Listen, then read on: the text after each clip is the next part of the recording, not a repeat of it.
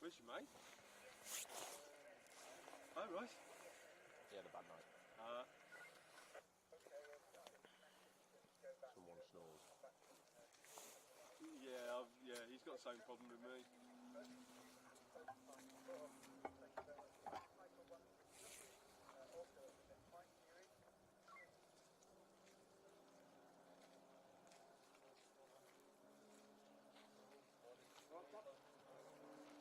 Where do you want to be?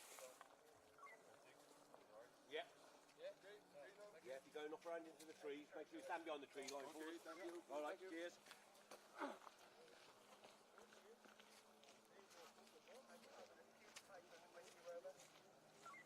Oh, so that's your live stream up now? Because of course you're coming off that thing as well, aren't you? Open as well. I didn't realise you'd be doing it yet. It's November 2023.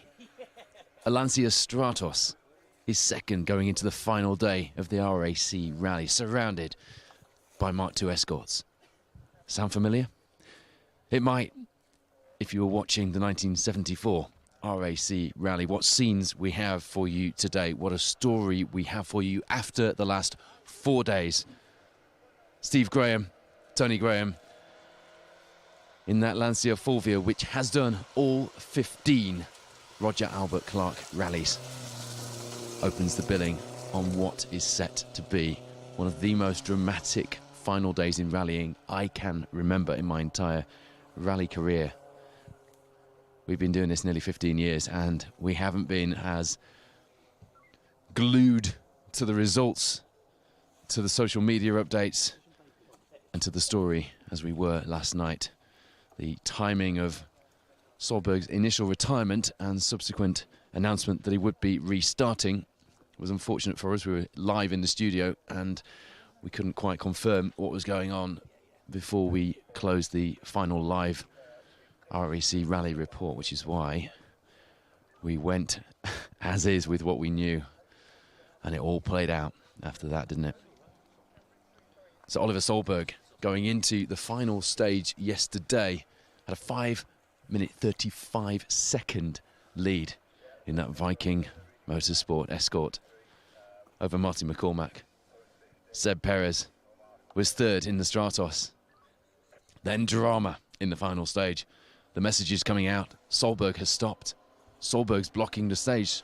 Solberg's off the road. Everybody grappling for whatever information they could. Everybody grappling for some semblance of what was going on and what would happen next. Andrew Pidden, Thomas Pidden, and Mark 1 Cortina GT looks incredible. One of a number of cars that I've walked past and nearly tripped up because I've been rubbernecking as I've walked through the service area this week at the Roger Albert Clark Rally. You're watching in reverse seeded order the Cat 1, Cat 2 and Open Class category cars. And then our leaders are into this first stage of the day. Shepherd's Shield is where we are. Just over 6.5 miles. Our camera location around about halfway through. I'll lead you through the action. Hand over to Matt Cotton for some reaction from our rally leaders and then rejoin you for Pundershaw, stage 30, the second of today. Then we get some proper mileage. 13.2 miles the second stage. And then we'll be live for you in the big one. That punishing Pundershaw stage, the 39-miler that will close proceedings today and that will be the final chapter of this incredible RAC rally story. James Rudd, Oliver Foster.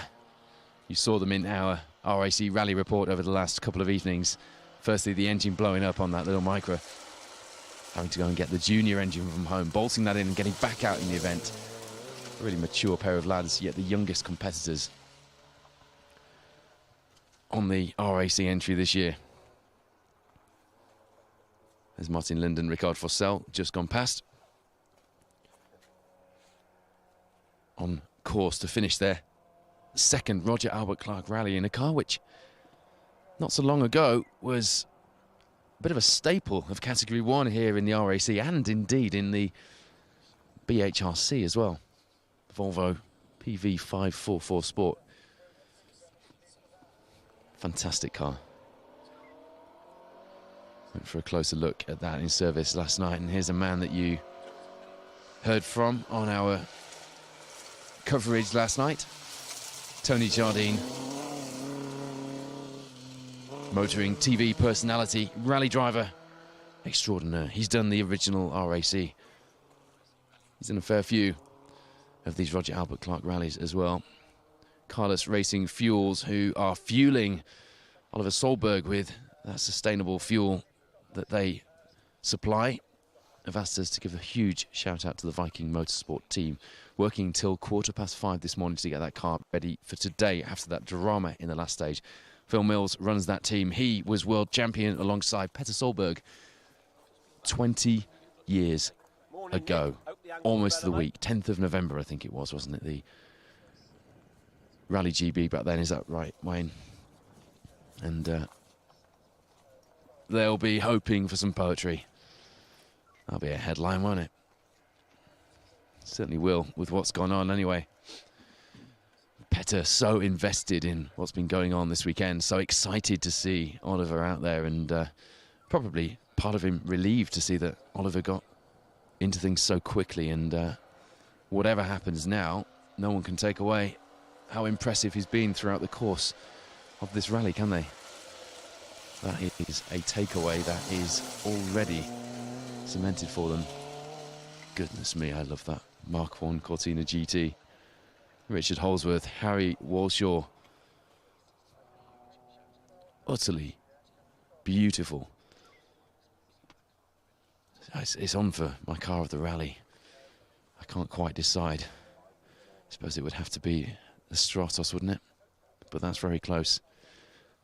Shades of Roger Clark in his early days in that red Mark 1 Cortina GT with its 1500 pre-cross flow. First of our cars making it through the stop line where we are here at the end of the stage.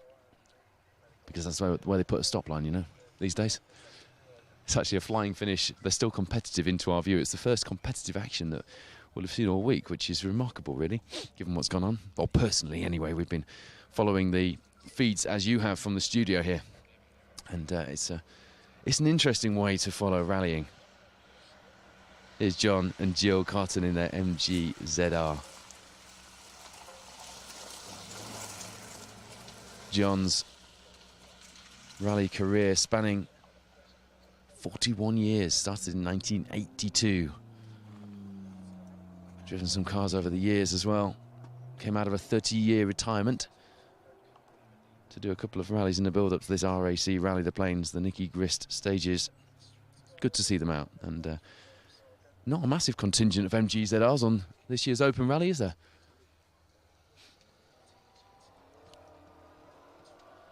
Oh dear, just after it passed us, Andrew and Thomas Piddon's Mark 1 Cortina GT has developed a problem. Lots of oil smoke coming out of that car through the flying finish.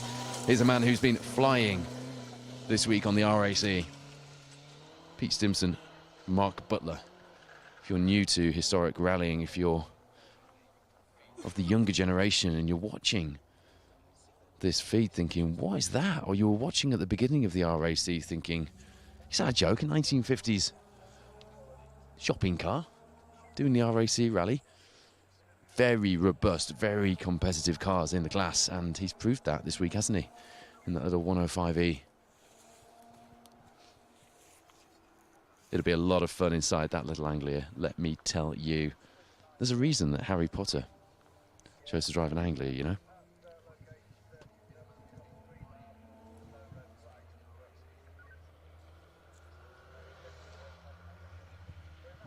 Hello to you if you're watching from home. Peter Barrett watching with us, Nigel Rusco, David Steele, Stuart Ramby, Mark Palmer, Alan Rodder asking if Banner's still going. I don't think he is. He wasn't. I didn't see him last night. I'll check the results. I must admit, for right or wrong, I've been obsessing over what on earth's going to happen today further up the leaderboard, so I haven't checked that far down just yet. Rob Aslett in the Peugeot 205 there on their second Roger Albert Clark rally. Is Banner still in the rally? Ken Sturdy had a bit of a dramatic day yesterday, didn't he? But still running. No, Bannister's still running, actually. Is he on Super Rally, though? I'm saying that on the strength of him not being in the retirements list. I can't actually find him on the leaderboard. The latest retirement on the RAC Rally, as you see Alan Kitson and John Roberts through in their Mark 1 Escort. Some top results in the historics this year on the lead up to this first Roger Albert Clark for them.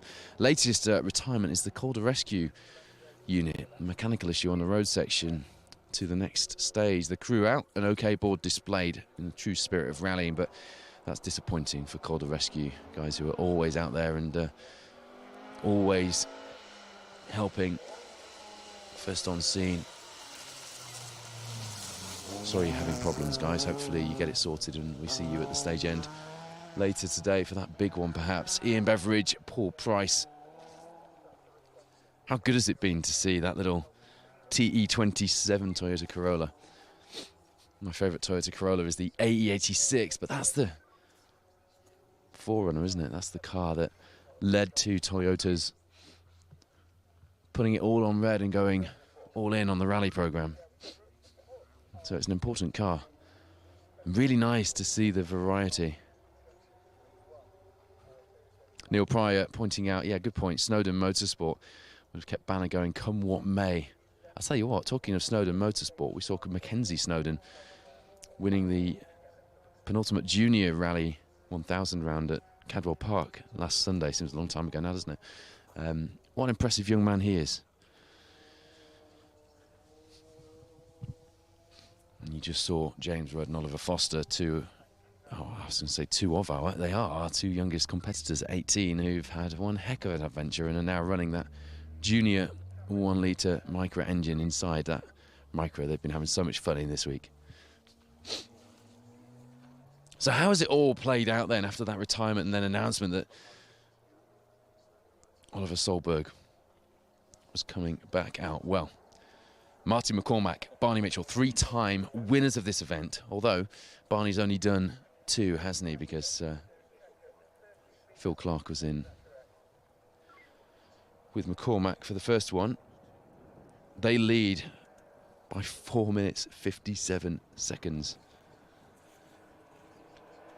Then it's Seb Perez, Gary McElhaney in that Amigos Lancia Stratos, a car which came here with so much hype and has delivered. And talking of heroic efforts, Dansport keeping that car going, having to replace parts of the gearbox and the differential, having the actual gears out at the side of the road, pulling the gear sets out through the wheel arch, having to putting the radiator on the road section. It all seems to have happened on the road section for them, but they've kept it going come what may. It is second place, and it's a huge gap to make up, of course, but the fight's on from behind.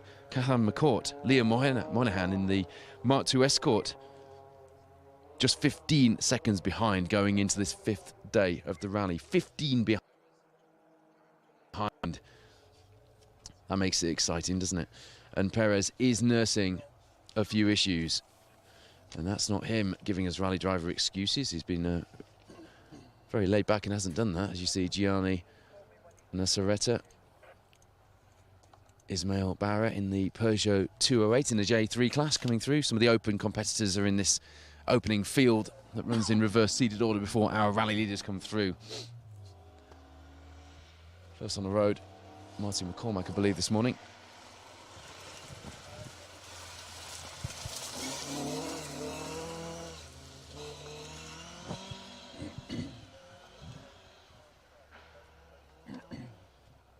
William Jones, Martin Davies doing their first ever rally, I believe, in that Hillman Avenger.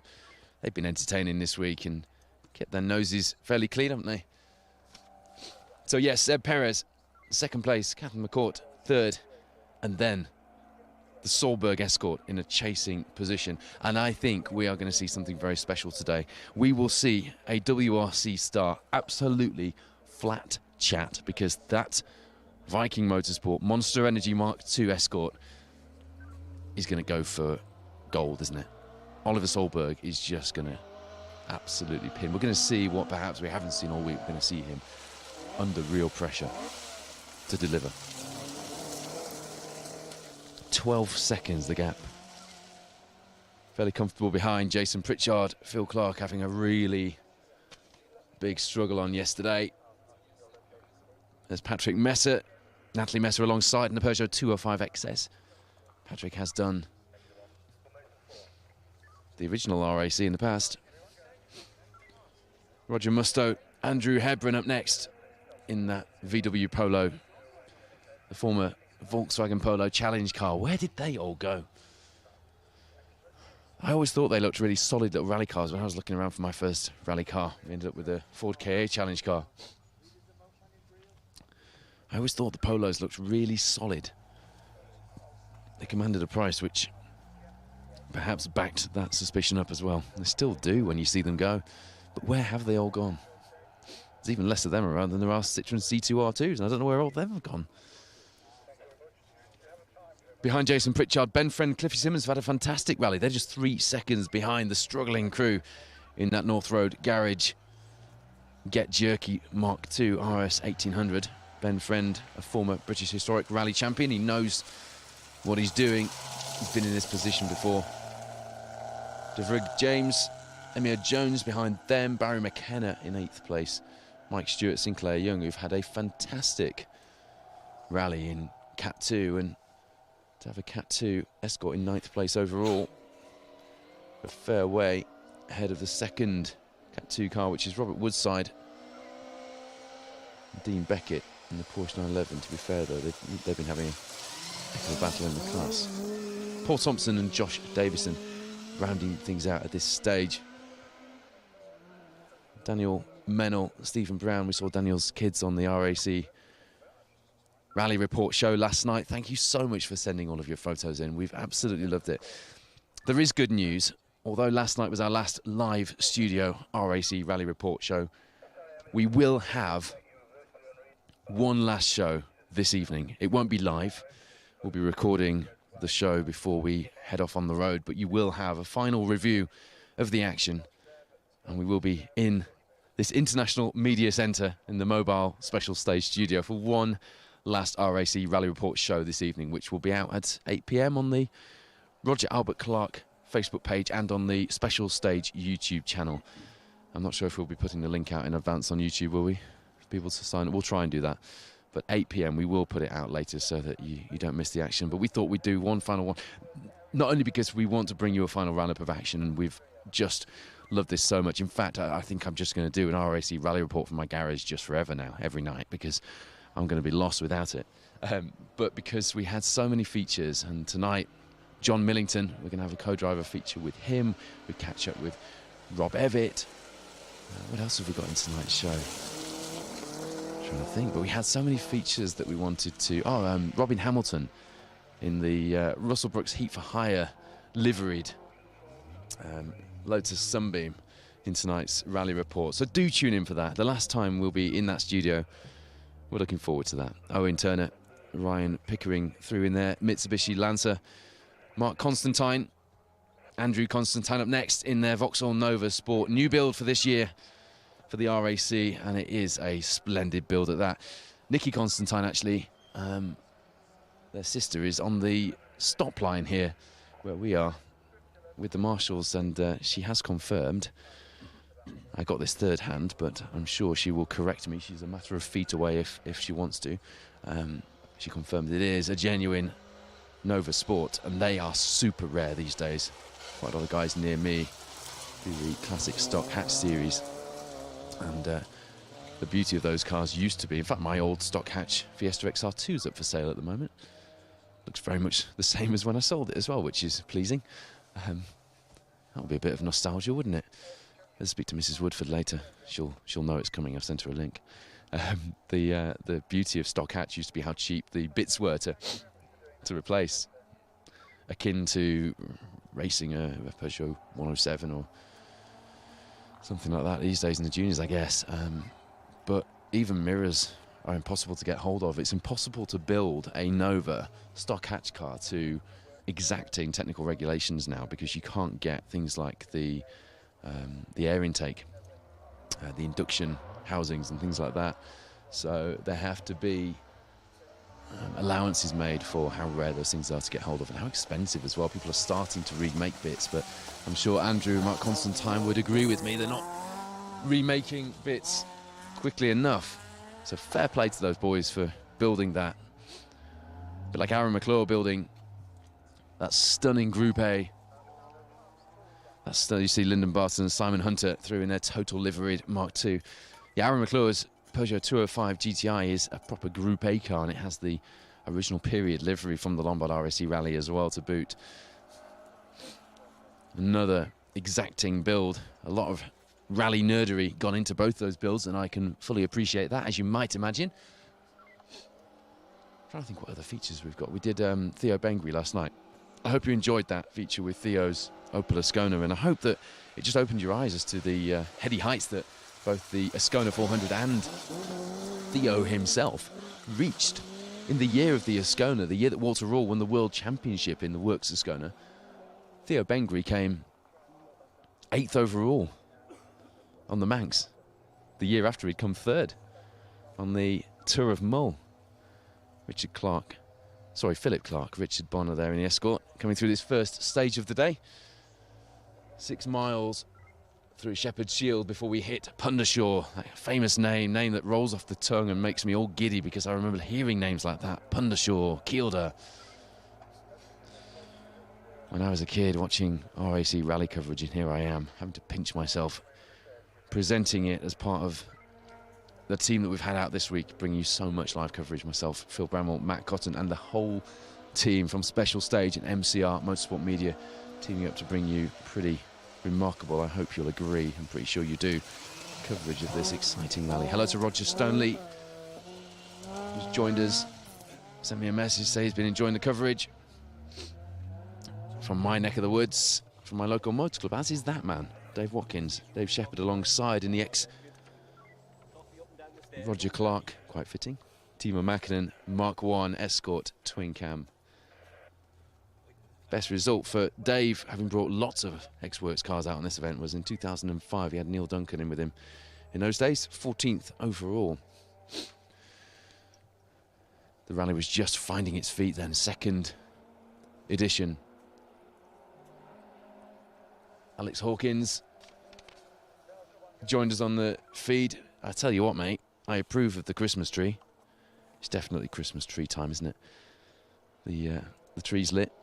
He's got his martini. What is that? Oh, that's some Colin McRae 01 Focus WRC mug, isn't it? Wayne and I fully approve of that. And you've got Special Stage on in the background. I won't ask why you're not at work. I suppose it's better than being at work and watching this quietly in the office, isn't it? Not getting much work done. Happy Monday, by the way. We're all going to have pretty bad Monday blues next week, aren't we? There's another local Motor Club member to me, Stuart Carris, Linda Carris. They've done 7 Roger Albert Clarks. In fact, Dave Watkins, who we saw from just now, has done 10. Quite the professionals when it comes to this grueling event, and they've finished them all, I think, both those crews. Calzia, Simone, Fabrizio, Filikicia next up.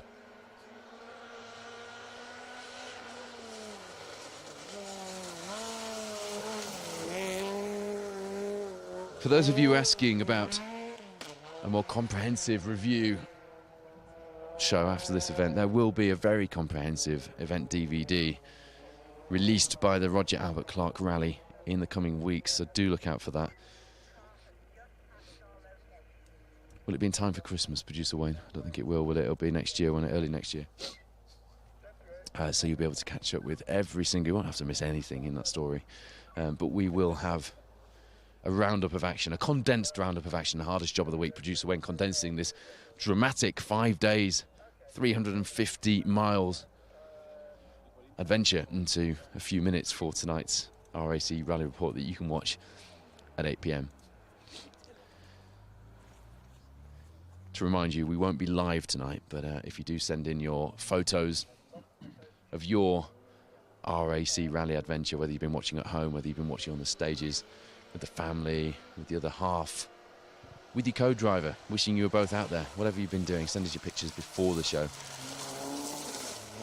And we'll try and get a few of those on in tonight's show and get you guys front and centre. I tell you what, that was a nice line, wasn't it, from Andy Madge and Matt Cooper in that Toyota Corolla AE86, a car that I mention probably more often than I should, even when there isn't one on the entry, so it's nice to have one on the entry.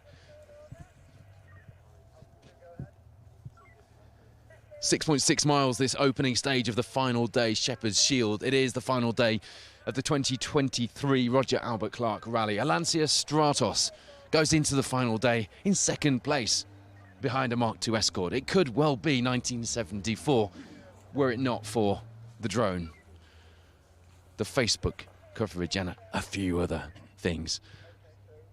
But very definitely the story is right up there with the best of them that have ever been told.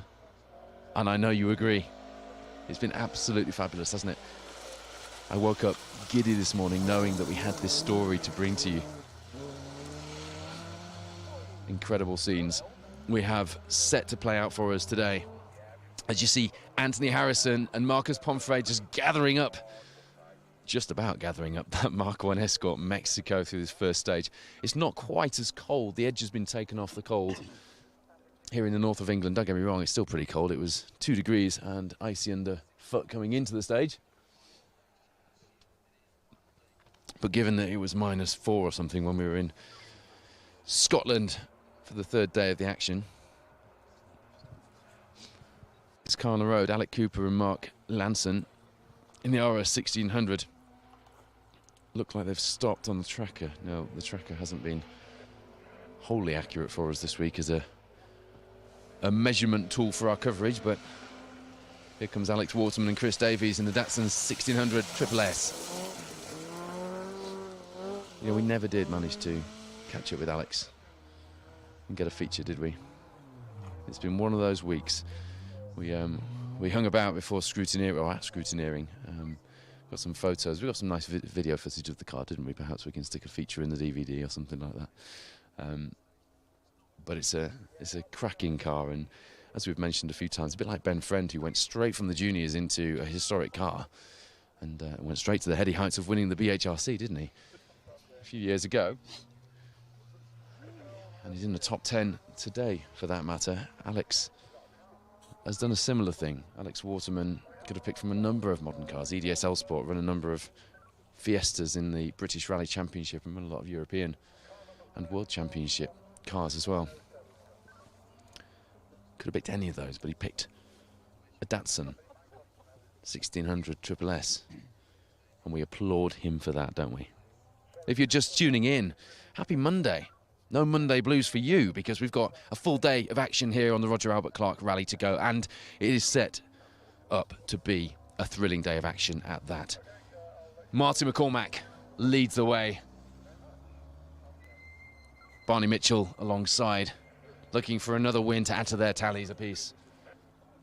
Behind them, it's Lancia Stratos. Can you believe it? It's made it this far. It's been nursed through this far. Seb is nursing some issues with the differential on the car. It isn't all plain sailing, and it's going to be a tense day for the Dansport Amigos beer team in that Lancia Stratos in second place. A fair old gap between those two. But Cathan McCourt, Liam Moynihan in third place have got just 15 seconds of a gap. And they will be red mist engaged, gloves off, metaphorically speaking at least, chasing that screaming Italian sports car down in the first stage this morning. And behind them, the man who has led for most of this rally after Ocean Price opened things up from the lead in the first couple of days. As you see, Aaron Ricks and Abby Haycock, they've had a good rally in that little Mark II Escort. Abby, the other half of Ben Friend, who we mentioned a little while ago, who's inside the top 10, former BHRC champ. Yeah, Oliver Solberg, Elliot Edmondson, having those issues in that final stage last night, having to be towed out, initially announcing that they'd retired, and then reversing that decision and announcing that they were coming out in Super Rally. With the maths done, 9 minutes the target time for the stage. Is their penalty plus a minute? I think it is. Don't quote me on that, but I think that's right. They end up 4th place and just 12 seconds behind. And it's just an incredible story.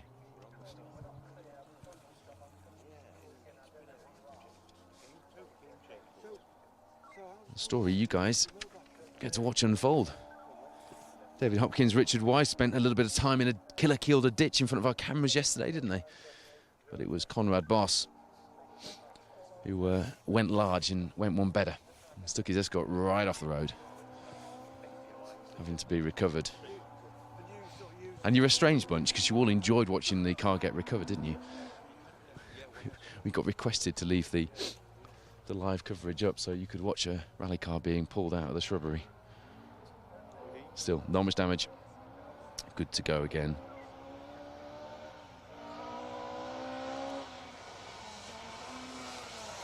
If you haven't caught all of the RAC Rally Report shows every evening of this week at 8 o'clock, do check them out, do catch up, because we've crammed them full of features, and you can watch them all on the Roger Albert Clark Facebook page or on the YouTube on special stage. Brian Jardine, Declan Campbell through in there. Escort RS 1600. The roof vent giving away that car is actually not historic spec and is in the Open Rally. The Open Rally, which has had a supremely dominant performance from Neil Weaver and Jack Morton in their Corsa Super 1600. Former winners of the Open Rally, and looking to do that again, and it will take something biblical to stop them. Either that or a few punctures, I suppose. I think we'd call punctures biblical, would we? It's cold, it rained overnight, meaning it's pretty slippery out there for our competitors. You've seen a couple of them very sideways, and you're going to see the leaders of this rally on a massive push. With the prospect last night of Solberg retiring, so came the prospect that, as you see, Noel Lappin, Conor Lappin, rallying for Dare. Noel's former co-driver, sadly, tragically killed in a rally crash in Ireland recently. It's actually Charlie Mason jumping in at the last minute, isn't it? Sorry. Not on the entry list as such, which I was looking at there, but Charlie, who we normally see in the special stage coverage of the BTRDA,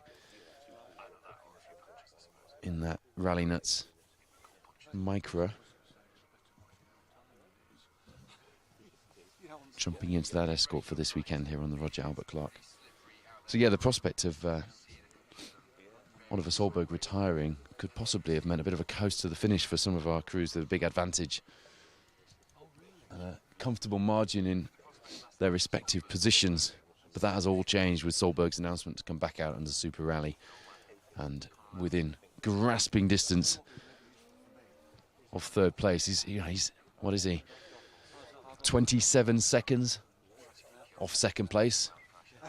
On the pace of yesterday alone, you'd have him in second by the end of the second stage, wouldn't you?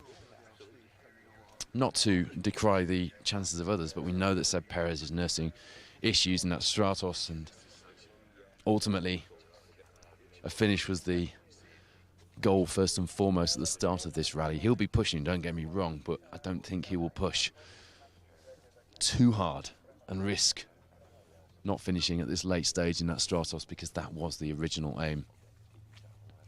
Catherine McCourt, though, has got the bit between his teeth. He's got his eyes on second place, and he will have his other eye, one eye ahead, one eye behind, on the rearview mirror, metaphorically speaking, because that is where that Solberg escort will be coming from, and it will be coming hard. So it changed everything. We went from being very deflated last night, thinking, oh no, you know, Marty's going to coast and the other guys are going to consolidate positions, to suddenly it being thrown right back where we want it. A battle for glory on this final day of the RAC. It could well be 1974 with the Stratos chasing a Ford Escort at the head of the field on the RAC. Such is the drama that we've had this week. It could actually have been, pick your year, any RAC rally. I think this year, 2023, and I know you agree because I've heard you saying it, could rival some of the very best that we've ever had. The important distinction being that this isn't the RAC rally of old. It's the rebooted Roger Albert Clark rally, a rally that was put together to try and bring back elements of that magic, elements of that rally that made it so legendary in all of our minds. And if it hadn't been cemented before now, arguably it already had. 2023, this rally has very definitely earned its stripes and come of age. A couple more cars through this first stage in reverse seated order, and then we will have the first sight of our rally leaders sideways into that corner on your screen. Who's first on the road, Matt Cotton? Who's first on the road? You're going to ask me. I haven't looked at the starting list because I was too busy working out permutations and timings. Bex Henson, you must know who's first on the road in the leading categories.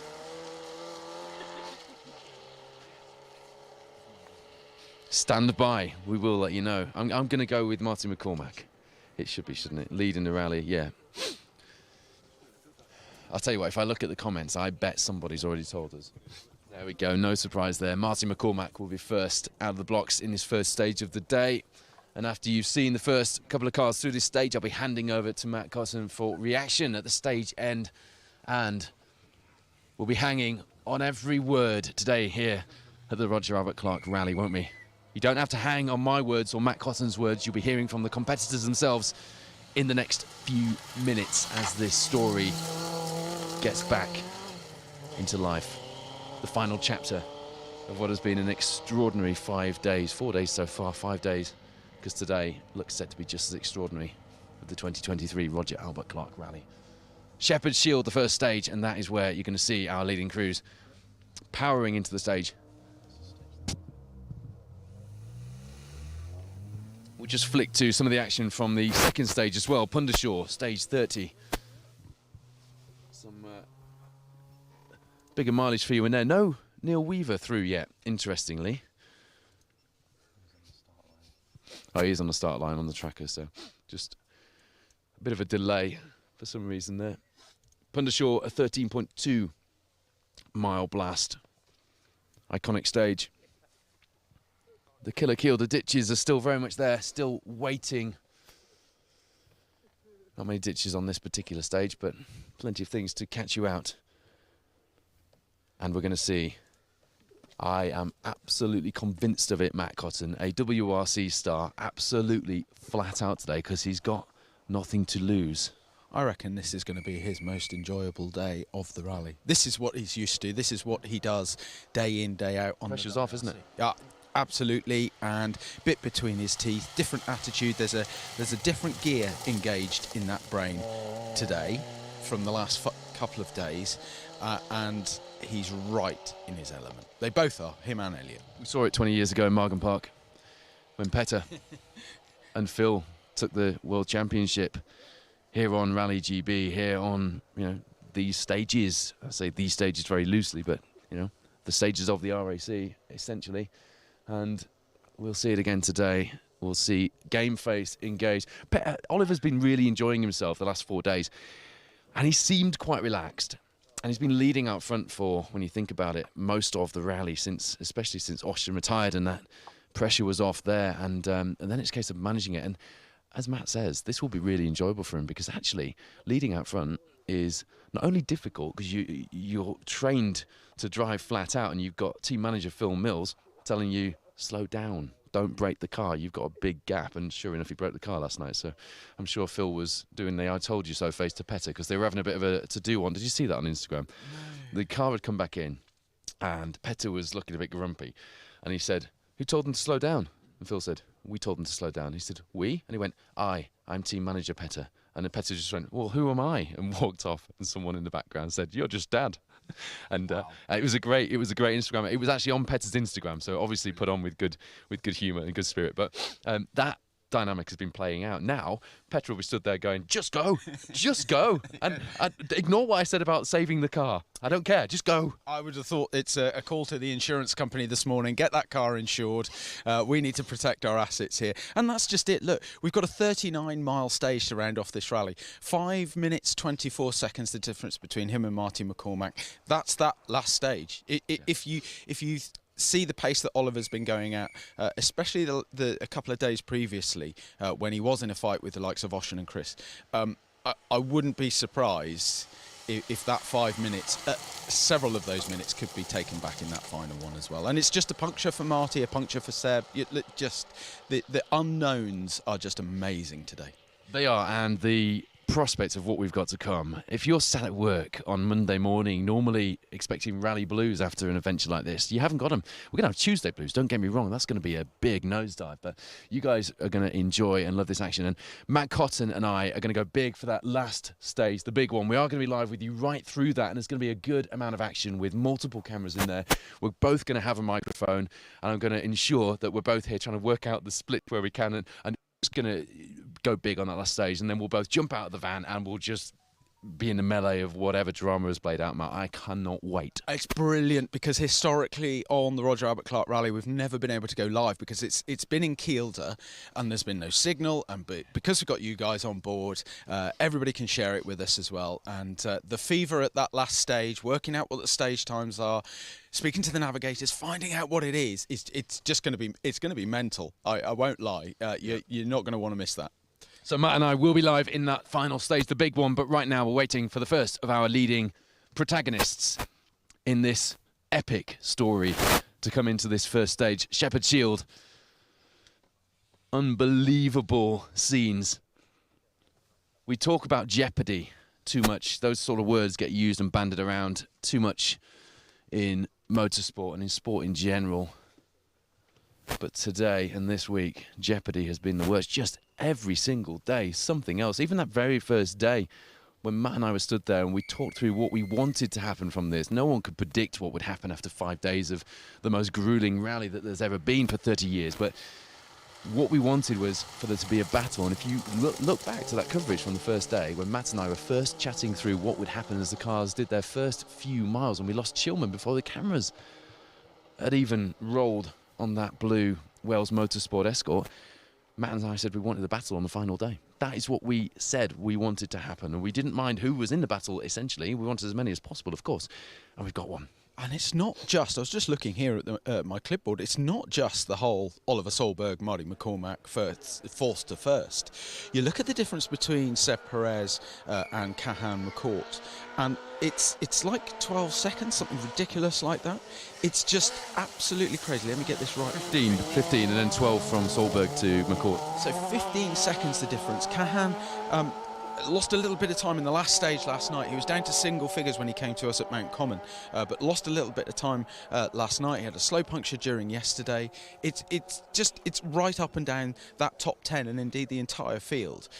There's battles to be had, and that is a fascinating prospect. I don't think it's ever been like this before on the road. And we haven't mentioned yet the thriller that is Matthew Robinson and Sam Collis having gone off for a second time yesterday, getting stuck in a bog. They're back, and if you remember, there was a rumour, and Matthew Robinson didn't deny it when I asked him, that they're coming out to win the big one. I think they'll have a challenge on their hands because, unfortunately for them, I think they thought everyone would be coasting through this final day, didn't they? Because that can often be the case after such a long rally with big gaps between it. But after 5 days of rallying, after 300-odd stage miles, almost, we have just seconds separating our leading crews. And as Matt says, I just have to look at your clipboard with a number of scribbled out crews to know just how grueling it has been. It's been a real challenge for every single crew. So anybody who gets to the end of this Roger Albert Clark rally will be celebrating. Let me tell you, the atmosphere in Carlisle later will be extraordinary. Yeah, and it's emotional. It's always emotional at that finish in Carlisle or wherever we finish this event. It's not like a finish ceremony that I've ever been to before. You know, everybody usually sprays champagne, you know, pats each other on the back and then goes off into the ceremonies. National rally is a bit deflating because it's almost like it's been on an anti-climax. But this is going to be. Yeah, I think so. It's always just that little bit more special. The team always gather around, talk, keep photos. It takes a long time to get it wrong because everybody wants there, giving it your hand. Who blame them after being able to complete a 5-day rally just like this? It's beyond comprehension. Hello to Guy Wilkes, our British rally legend, joining us on live coverage this morning. I bet he wishes he was out here. He says someone's said the problem with getting past cars for Guy said in stage. Obviously, if you're going to take big time, yeah, of course, if you're going to take big time, he's going to have to pass people, isn't he, on the road. Well, don't forget that for that final stage, the running order is changed. So we don't go in with these Cat 1s and up to 1,600 cars first on the road. Colin has made it so that there's a regroup beforehand, and it's literally fastest first. So if Marty's leading up to that penultimate, or after the penultimate stage, then Marty will go in first. If Oliver's second, he will go in second. And It's first few stages. I mean, this one's short, but the next one's 13.6. He's probably, if he's really on a charge, he's got as well. yeah, absolutely. I mean, we'll see. Like, absolutely right. 15 miles, maybe Seb's going to have to be watching his mirrors. We'll see. We'll find out.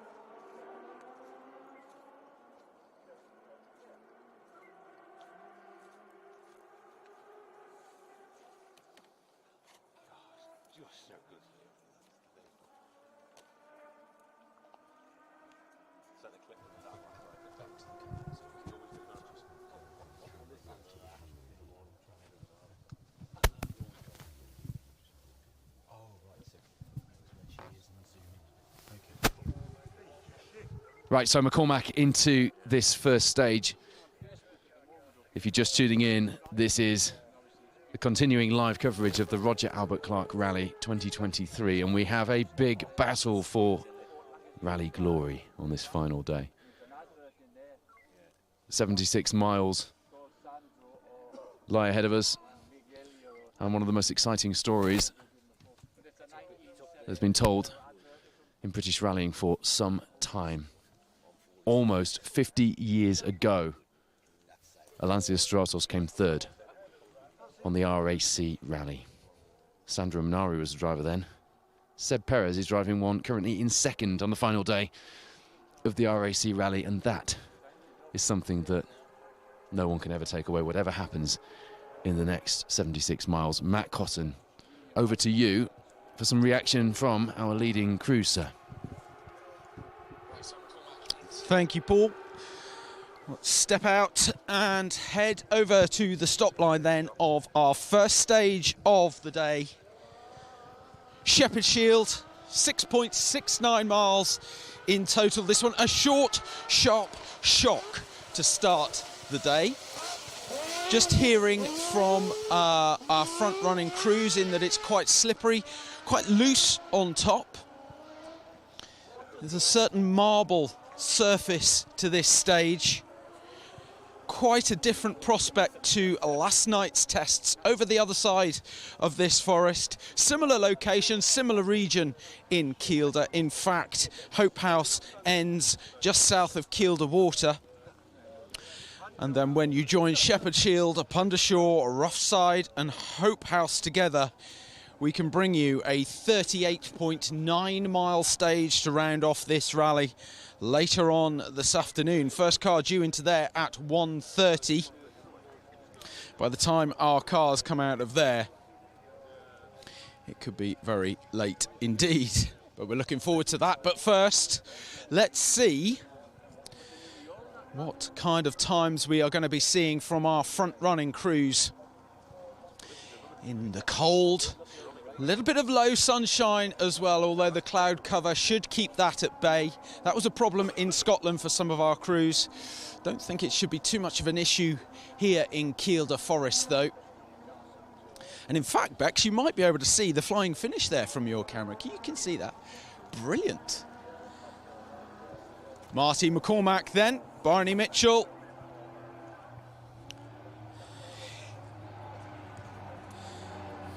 Pressure is off of them a little bit today. Nevertheless, they're not going to be able to afford to back off at all. Marty, it's all about being clean, it's all about being tidy, and it's all about maintaining the pace. Do you feel like that was a good run? Have you no work to go on a Monday morning? No, don't tell anybody I'm here. I'm supposed to be out sick. I think I'm sick in the head right now. Well, I could go. You can give me a sick note for that, could you? I can, we'll write one. We'll write one. Here, dead on, no bother. Braked early in a few places, careful in a few places, but bang on. Good. What's the game plan for today, mate? Just try and just keep going around every corner. You know, as I said to somebody on Wednesday, asked me what we're doing or what's going on. I says, unless there's two corners ahead of me, even one at times, don't ask me a question. What time, Barney?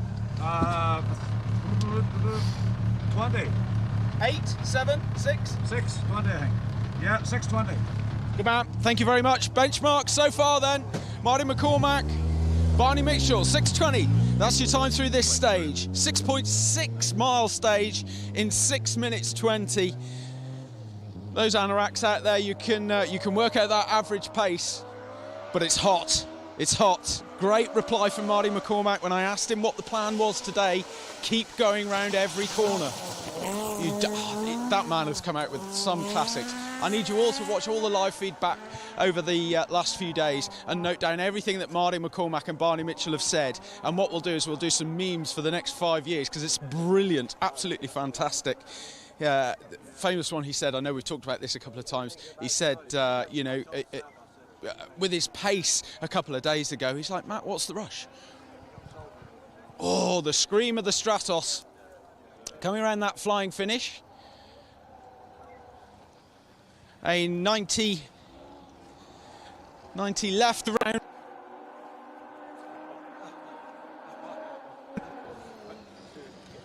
This stage. Seb Perez, second overall, 4 minutes 57 down on our leader. Got Cahan McCourt chasing him down. Seb, a short, sharp shock to start the day. How was it?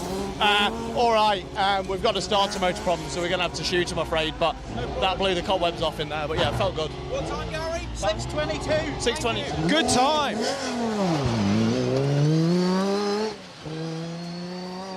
6:22, but a starter motor problem for Seb Perez, just 2 seconds shy. 2 seconds shy of Marty McCormack in there. What a breathtaking start for Seb Perez. Breathing down his neck is Cahan McCourt. He's just 15 seconds behind, so Seb really needs to pull everything that he can out of the bag to keep Cahan at bay in here. Cahan is going to need to call on all of his experience that he's built up in these stages over the last 4 days. Cahan's only ever driven one other gravel rally in a Mark II Escort in his entire career, and has come here and landed in 3rd overall after 4 days of brutal stages. He and Liam Moynihan doing a cracking job indeed. 5 minutes 12 behind the leader Marty McCormack, but 15 seconds behind Seb Perez as we head into this opening stage of the day. It's all going on. In 4th place, Oliver Solberg. Then you're all delighted to hear that. He is just 12 seconds behind Cahan and 27 seconds behind Seb Perez. So depending on Oliver Solberg and Elliot Edmondson's time in here, we could well see a new top 3. But fair play to Seb Perez, just 2 seconds shy of Marty in here. It is a gap, Bex. You're right. It's an unexpected gap for the first stage of the day. Usually we can expect pretty much cars every minute, but look, this is rallying. We know it's never textbook. It never works like that. We just have to be patient. I'm sure you're watching on the screen at the moment, enjoying the live feed from in this stage and indeed from the next test as well.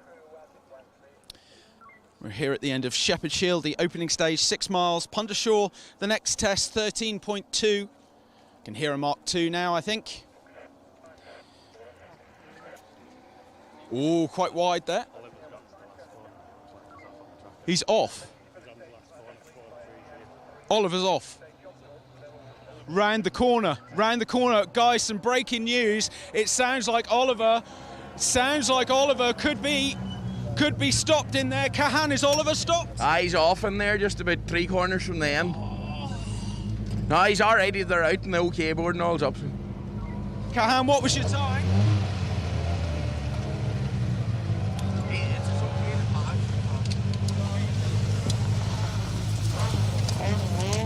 Time, Liam? Backed off for him there. Yeah, you've lost 3 to Seb in there. I'd say that. Happy enough. Happy enough. Guys, some breaking news then. The dream is over. The dream is over for Oliver Solberg and Elliot Edmondson. Off the road, just a few corners from the end. The OK board is out. Crew are okay, confirmed by Cahan and Liam there. There's no problem at all with the guys, but just a few corners up the road. Unfortunately, Oliver Solberg's fight back for that rally win is over here on the opening stage. So easy to do. We heard it was so slippery in here this morning. A very different prospect to what we've seen perhaps throughout the Kirshop stages yesterday. It's got that marbly surface, maybe just catching him out just up the road, but that's really sad to hear. I know so many of you were really looking forward to watching Oliver push the rest of the guys up front, but that dream is over after leading for so many days. It's not for sure how any of us want the rally to end to Oliver. Huge kudos for all of his work throughout this weekend. It's been absolutely sensational to watch him. The fans have been in for a real treat this weekend. But now our focus shifts to the leaderboard as it is. Jason Oliver off in there just goes to show this rally is definitely not over, and we can apply that to you as well. Yeah, you just got to keep your head down and keep plugging away. It's two basically normal rallies again today, so hey, anything can happen. Some people could have two punches like us, so keep it. Was that a clean run? Yeah, it was steady enough. Yeah, not the most committed, but yeah, it was okay. I got 37.60. And Barry's off in there as well. Barry's off as well? Yeah. Is it a tricky stage? What's the surface like? It's quite tricky. There's a really nasty hole that's appeared. There's an earlier car gone off there, and we had a big impact there. But yeah, it's tricky. But I think a few people can see the end of the tunnel, and they're having a good go this morning. Phil, what time in there? 6.18. Fastest, mate. Fastest by 2 seconds. Well done. No worries. Cheers. Good man. Jason Pritchard, fastest through there, 6.18. But news that Barry McKenna is off in that stage as well. Crew okay. That's 8th overall gone as well. That moves. Who does that move? Mike Stewart or Neil Weaver up into 8th overall. Neil's got a misfire as well. We'll get to that in a second. Ben up to 5th overall after seeing Oliver in here. What a stage already this morning, and it's only the short 6 miler. Yeah, no, just quite rough in there, so same thing, just keep it ahead and carry on as we are. Okay. 29. Yeah, reasonable time. Perez on a 22, Kahan on a 25. Good time. What was Jace? 6:20. Well done. Okay, Jason Pritchard, sorry, pardon me, I got that wrong. 6:20 for Marty McCormack it was. 6:18 for Jason Pritchard then, sets the benchmark in here. 6:22 for Seb Perez, 6:20 for Marty McCormack, 25 for Kahan McCourt, and 6:29 for Ben Friend. But if you are just tuning in for the first time this morning, still, the Roger Abbott Clark Rally delivers drama on the final stage of the day.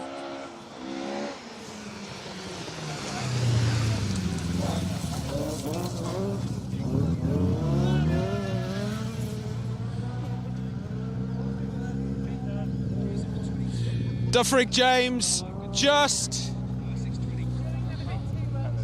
Dufferig, I don't think you got the memo there, mate. I don't think I did, sorry. I can only apologise. That's all right, it's all right. It can happen to the best of us. Apart from that, good stage? Yeah, it was all right. Yeah, just keeping it going steady, just trying to reach the end now, to be honest, so, yeah. You're a liar, that wasn't going steady. Yes, it was. Well done, mate. Okay. Good effort. Do you know no problem, we'll wait for that. No rush. Sorry, it's fine, it's fine. What is that? 39? 39. 6:39? 6:39. Well done. Keep it going, mate. Up to 6th overall now. Well done. Drama, though, delivered this morning in this opening stage. Oliver Solberg off 10 have vanished this morning. Mike, was it a clean run? Yeah, it was fine, yeah. I wasn't sure if it's push or what, so I don't know if it's a good run or not. But looking all around you, you know it's still a tricky stage, don't you? 16:29. 6:29.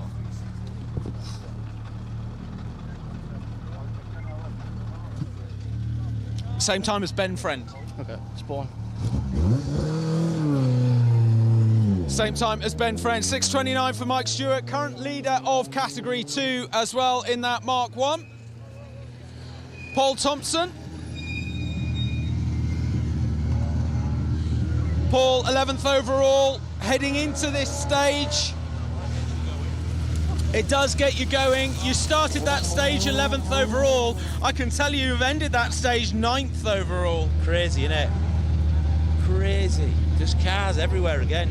What is it with this rally, Paul? It's just there's like a dip in the road there, and it just absolutely kicks you, like, and you're trying, and then your confidence goes a bit, then you get it back again. You've got to be so careful, but push where you can. Good. Time there, Josh? 6:38. 6:38. Yeah. Okay. Keep it going. Top 10 now. Top 10 for Paul Thompson, Josh Davidson.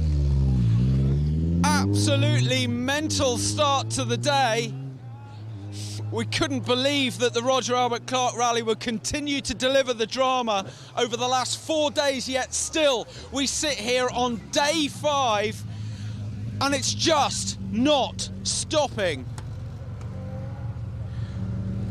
Daniel, good morning, good morning.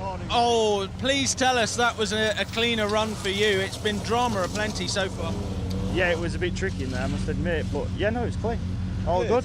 You are the most calmest and serene that has entered the stop control so far. Min job.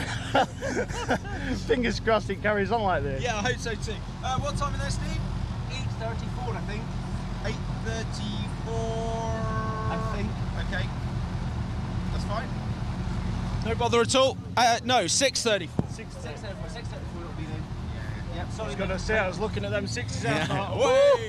Keep going. Keep going, keep going. If you are just tuning in for the first time, then Oliver Solberg, the biggest news from this morning's stage.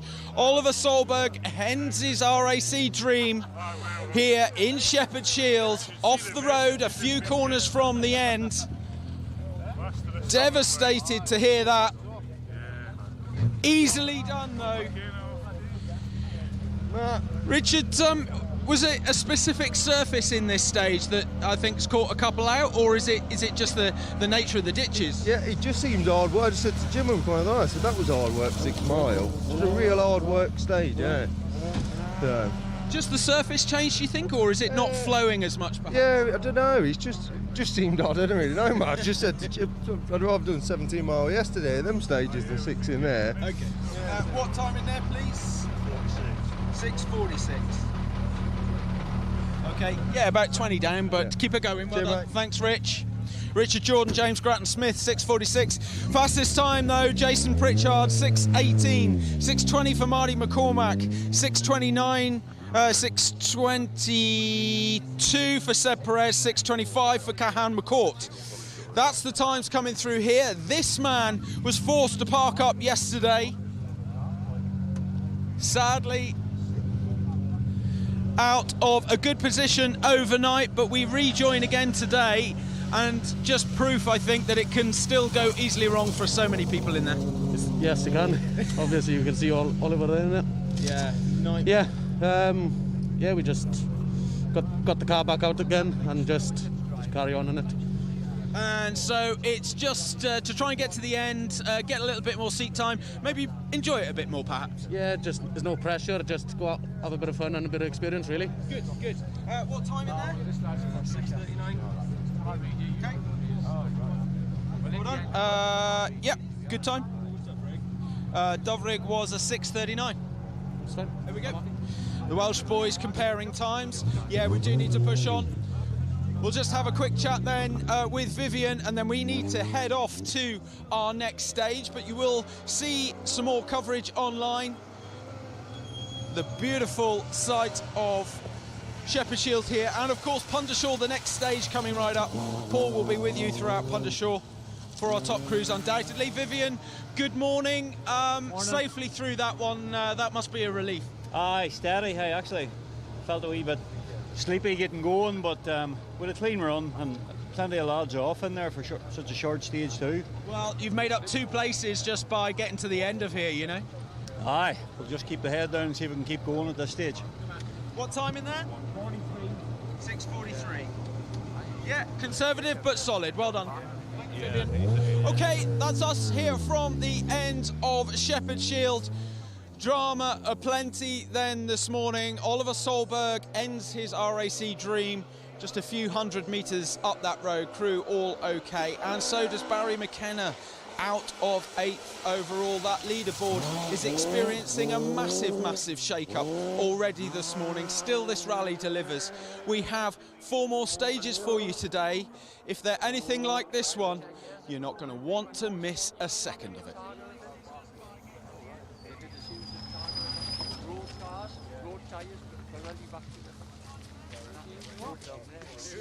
Thank you. We were parked so far down into the pit lad. He's got about he went to the first bit here. He's gone forward drive and he was rocking flat under the trees on feet. Wasn't suitable for Thank you, Matt. So Matt will be live from stage 3, from the stage end, and then he will be joining me for commentary of the big one, and we will have those celebrations in the forest after that.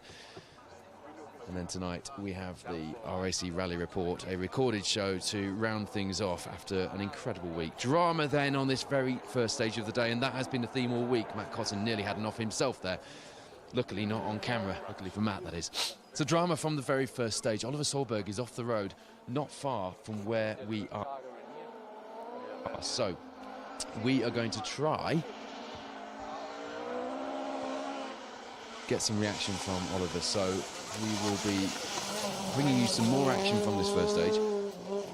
We'll then bring you the leading crews through the second stage, and then we'll try and get you some reaction from the man who wanted so badly to be back in this race, and it has all ended in one of the killer Kielder ditches, we presume, without seeing where the car is.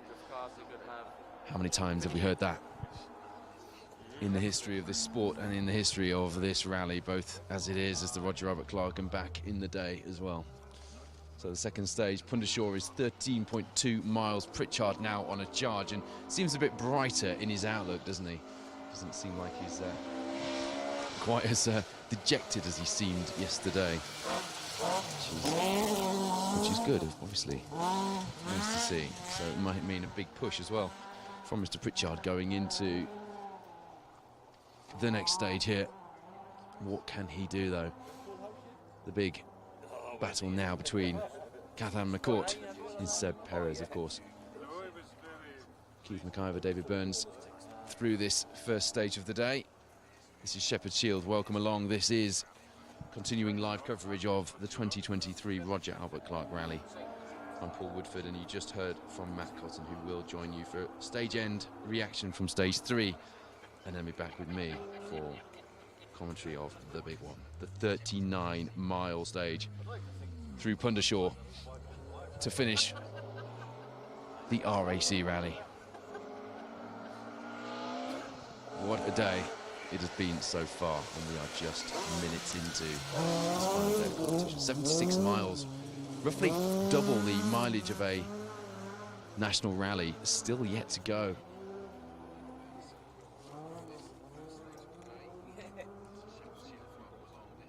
Baz Wheeler, John Pickervance were pretty sideways through there, weren't they? Still on a big push into this final day.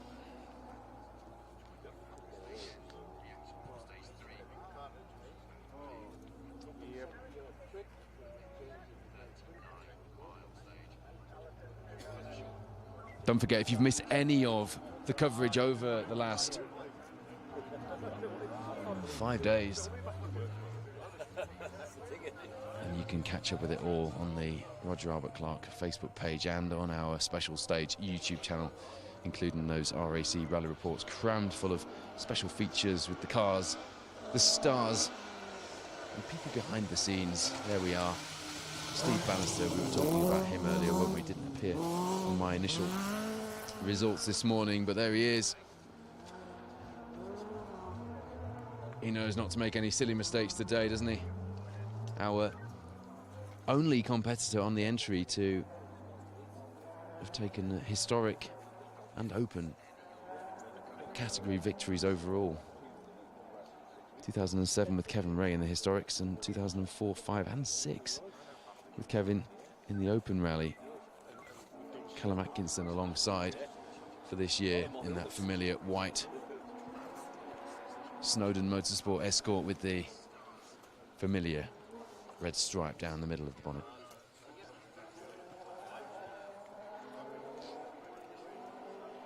Incredible scenes here then at this first stage on the final day of the Roger Albert Clark Rally. Martin McCormack now 4 minutes 59 in that lead. In one sense, he can relax a bit. In another sense, he can't let down his guard, because we've seen what happens when you do. And if someone with Oliver Solberg's talent and experience at WRC level can do that, anybody can. Seb Perez, Gary McElhaney, 19 seconds the gap behind them to Cathan McCourt and Liam Moynihan. They've opened it out by 4 seconds, but as you heard there, starter motor issues on the Lancia Stratos coming into this final day. They are nursing a number of issues now. They're basically just adding them up. A big pile of issues on that car to sort out afterwards. As Seb said earlier in the event, it's had a few Italian moments. Jason Pritchard, Phil Clark, 3 minutes 17 off the fight for the podium positions. But he has Ben Friend and Cliffy Simmons 14 seconds behind, so that one pretty tight as well. There's only 1 minute separating DeVrig James and Mike Stewart in 6th and 7th, which at this stage in the RAC is not a big gap at all. Again, the same for 8th and 9th. Paul Thompson, Daniel Mennell, a minute separating those. And behind Mennell, Richard Jordan, James Grattan-Smith in that new, rebuilt car prep Mark II Escort after their big accident on the Woodpecker. It's just 26 behind.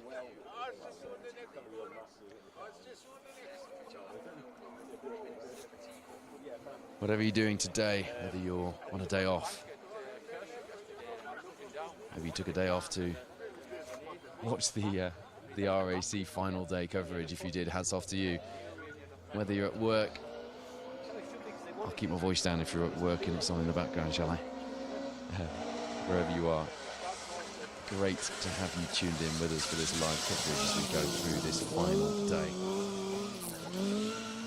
To remind you, 5 stages today, 76.8 the competitive mileage.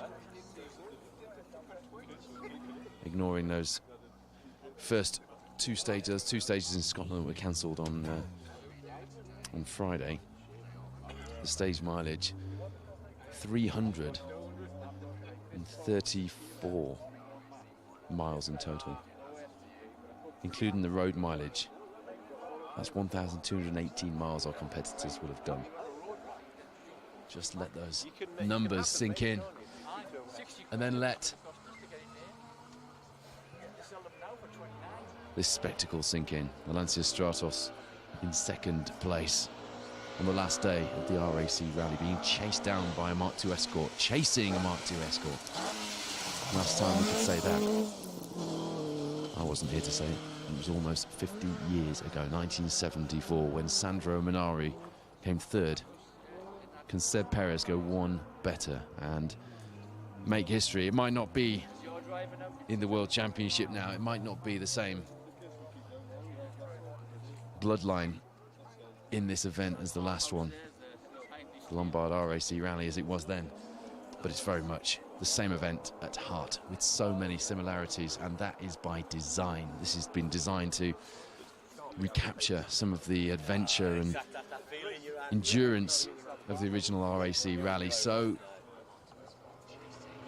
that will be some history being made today on these iconic stages in Kielder in the north of England, if he manages to do it.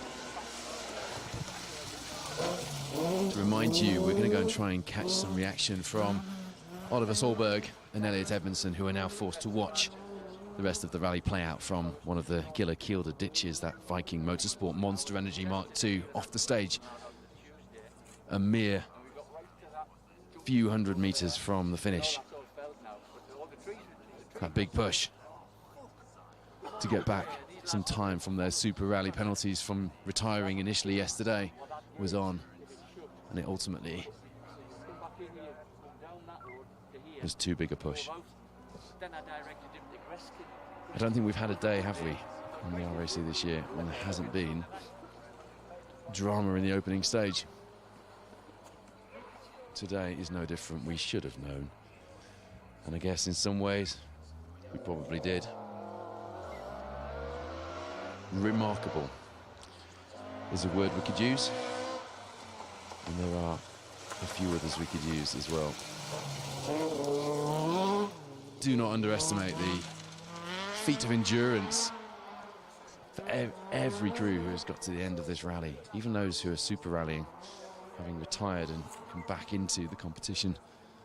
I think I'm most gutted for the Viking Motorsport crew, who were up till 5:15 this morning, getting that Solberg Mark II ready to go again, ready to get back in the fight. gutted we won't see Solberg on a charge trying to make his way through the field. Just waiting for our leading crews into the second stage of the day.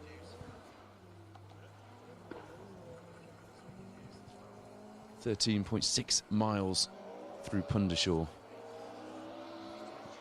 Talking about iconic stages like Pundashaw and live coverage of the RAC is a dream come true for somebody who always dreamed of being a rally presenter, like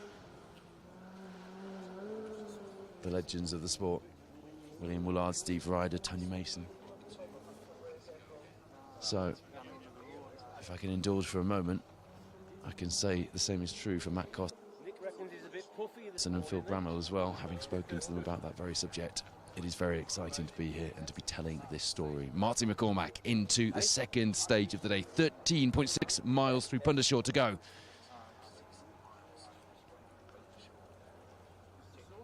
And after that, 3 more stages. A long, long way. The longest stage any of these competitors will have done. Even Oliver Solberg in the WRC had only done a maximum of 50 Ks, which is less than the total of the 39 miles making up the big one later, so aptly named by the organisers. Plenty of theatre and creativity went into the organisations this year's Roger Albert Clark, and I think we can all share in Colin Heppenstall's triumph. As you can see, we've got those stunning drone shots from our extended team. Chris Davies and his team from Eastwood Media have been working on the edits. They've had people working remotely on some of the edits as well in the office. They've been flat out getting packages put together. And there you go. McCormack into the second stage. And as you can see, he's got this huge buffer at the front of the field, and yet he's not backing off at all. Really pushing that escort through the second stage. We're just looking and listening for the scream of the Stratos, and when I see that Stratos interview, I will let you listen to the howl, the scream, as you see Theo Bengry's Opel Ascona 400 that we did the feature on in last night's RAC Rally Report. A man who came 8th place in 1982 on the Manx Rally, the year that Walter Rawl won the World Championship in an Ascona just like that one. Listen to this Stratos now. Turn it up. Not if you're at work.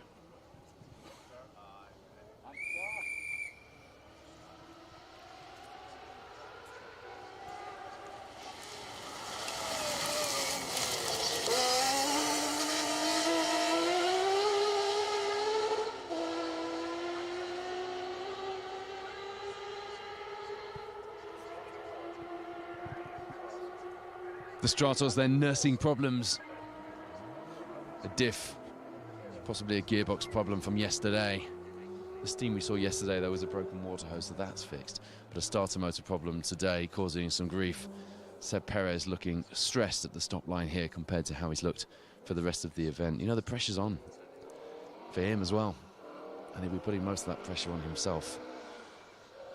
Ultimately, Dad Steve would love nothing more than to see that Stratos get to the end of the RAC Rally. That was his dream, that was his vision. And it's one that we all desperately hope comes true.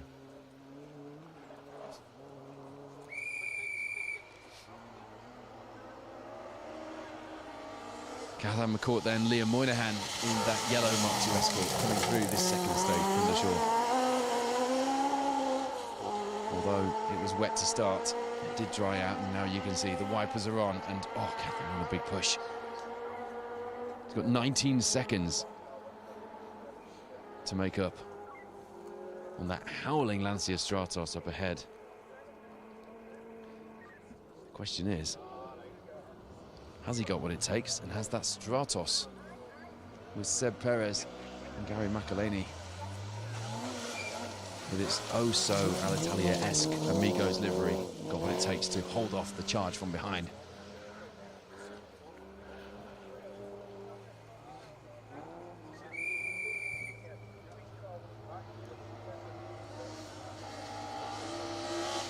Saw Aaron Claude through there as well. So we'll bring you a bit more action from this second stage, and then as you see Jason Pritchard Phil Clark, nice and smooth through there, but it looked fast, didn't it? Carrying his speed through that section in the second stage. Pundershaw, we will go and try and get some reaction from Solberg and Edmondson for you. And if we're really quick, we might even be able to get that out into the next live stream. But don't hold me to that. We'll do what we can, as we have all week. Just fairly appropriately positioned to be able to get down there, I think. So that's the plan.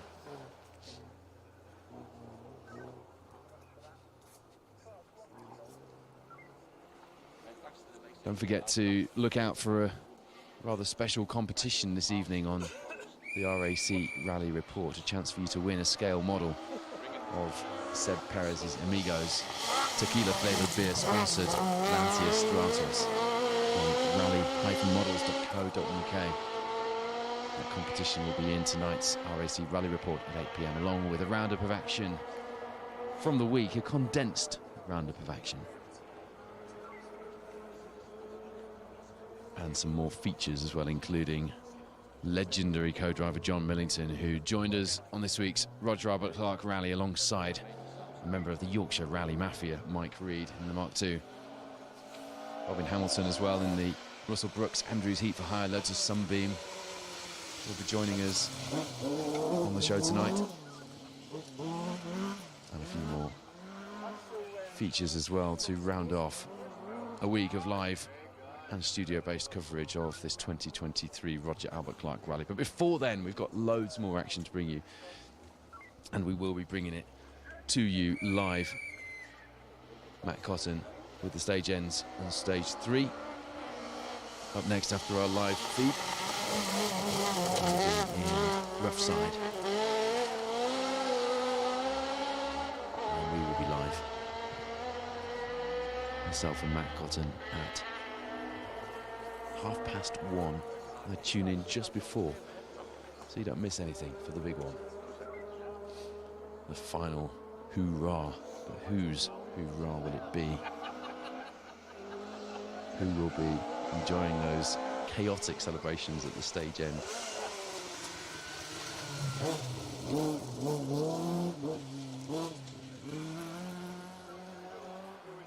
Roger Albert Clark does celebrate its 20th anniversary next year, but as you see, Andrew Stokes and Johnny Ted Evans through the first stage. Yeah, celebrating its 20th anniversary, and there's a book being written by Paul Lawrence, the media officer for Roger Albert Clark over the years. Oh, I was wondering how it worked. So that's him zooming in.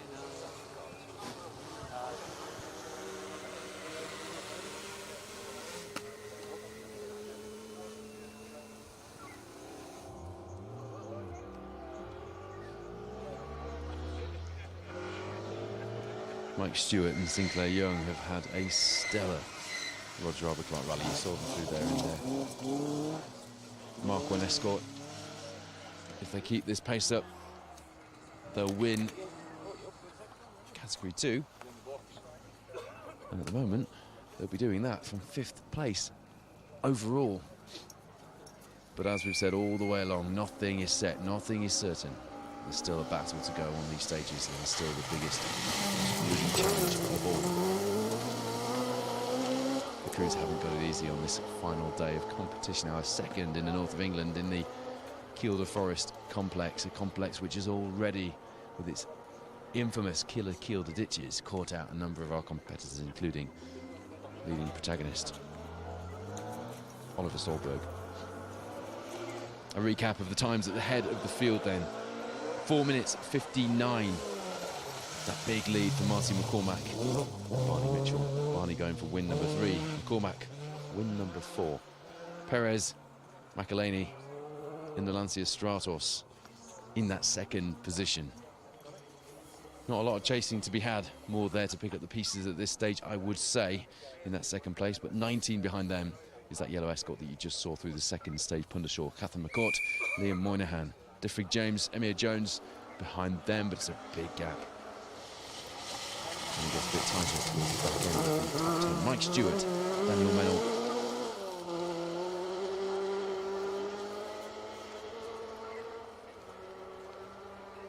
Vivian Hamill, Paul Thompson, Ben Smith, and David Hopkins. Your top 10. A remarkable result for David Hopkins and Richard Wise, wasn't it, in that Talbot Sunbeam to get a 10th overall position, if they managed to keep that up.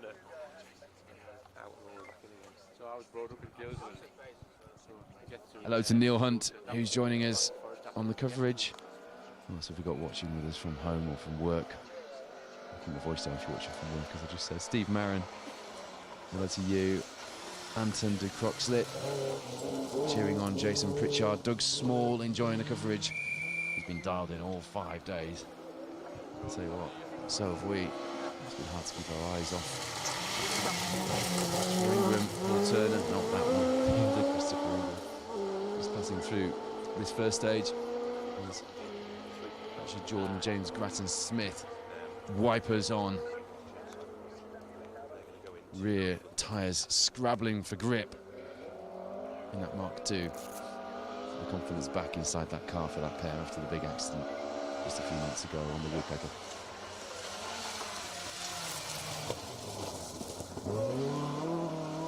The rain's coming down hard now here in Kilda. It's going to be a wet, soggy trudge producer Wayne to go and find that Solberg car in the ditch around the corner from the flying finish, isn't it?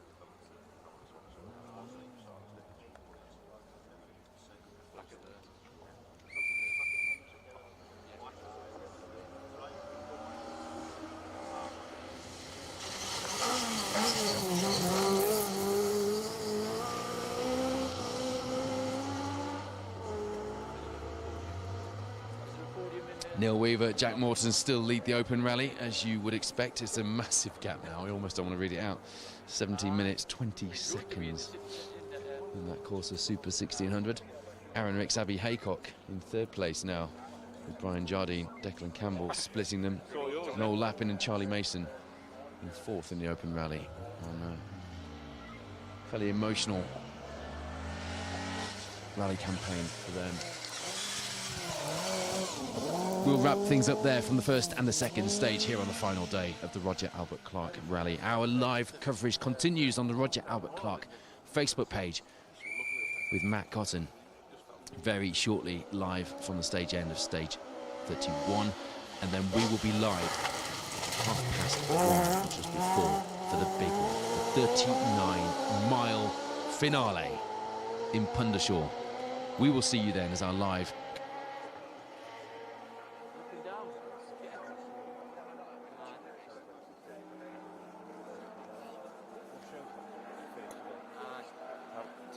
showed Martin. I put on Facebook, I said, could do with you winning it again. I said, he says, I would love to. I said, well, get on and get it done then.